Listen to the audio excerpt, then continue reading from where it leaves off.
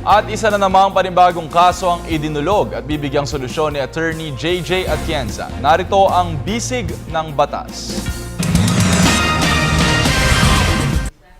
Sa sulat ni Romina Pagaraga, nailahad niya sa amin na siya ay hiwalay na sa asawa.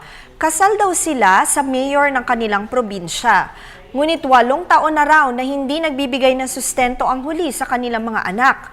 Ang anak daw ni Romina ay nasa elementarya na sa paaralang pinapasukan nito. Sumama daw ang asawa niya sa ibang babae at mula noon, hindi man lang ito mga musta sa kanilang mga anak. Wala daw trabaho si Romina at na lamang sa halagang iniaabot sa kanya ng kanyang kapatid bilang kapalit sa pag-aalaga niya ng mga pamangkin. Gusto daw ni Romina na sustentuhan ng kanyang asawa ang kanilang mga anak hanggang makapagkolehiyo daw ang mga ito. Maaari daw bang mangyari ito at ano daw ba ang maaari niyang gawin? Romina, maaari kang humingi ng support para sa mga anak ninyo mula sa iyong asawa. Ito ay naaayon sa Article 194 ng ating Family Code na nagsasabing ang support ay lahat ng mga pangangailangan para matustusan ang gastusin sa tirahan, pananamit, medical attendance, education at transportation ayon sa pinansyal na kapasidad ng pamilya.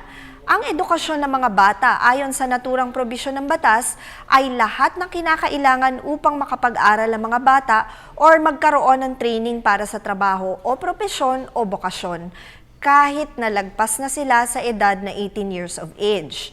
Ang transportation expenses naman ay kasama ang gastusin sa pamasahe papunta sa eskwelahan at pabalik sa bahay o trabaho. Ang halaga ng suporta ay ayon sa kakayahang magbigay ng suporta at ayon sa pangangailangan ng mga batang susuportahan.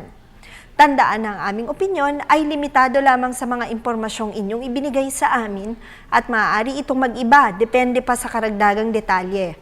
Malaya po kayong lumapit sa inyong abogado tungkol sa inyong katanungan. Patuloy po kayong mag-email sa PTV Center or ptv4newscenter@gmail.com.